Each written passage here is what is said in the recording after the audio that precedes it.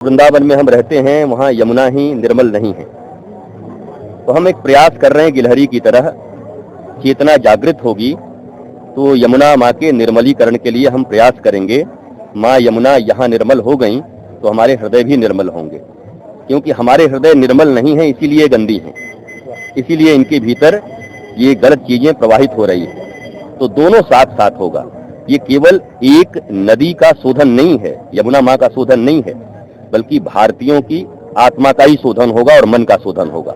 अगर पूरे भारतीय मिलकर एक यमुना को साफ न कर सके तो इससे अच्छी तो नील और टेम्स हैं दुनिया में। आप गए हो, नील नदी गए हो, टेम्स गए हो, जाओ जाकर देखो। वहां के लोग माँ नहीं कहते, पर वहां की नदियां पूर्ण रूप से शुद्ध हैं। हम माँ भी कहते हैं और इन्हें गंदा भी करते हैं। तो भारतीयों के अंदर में जब ये चेतना आ जाएगी कि जिन्हें हम अपनी माँ कहते हैं उन्हें हम अपने हृदय में धारण करें और उनके भीतर कोई भी मल प्रवाहित न हो, तो भारतीयों की चेतना भी शुद्ध होगी। फिर राष्ट्र जागरण, सनातन जागरण, धर्म जागरण सब इसके द्वारा संभव होगा। यही मेरा उद्देश्य है।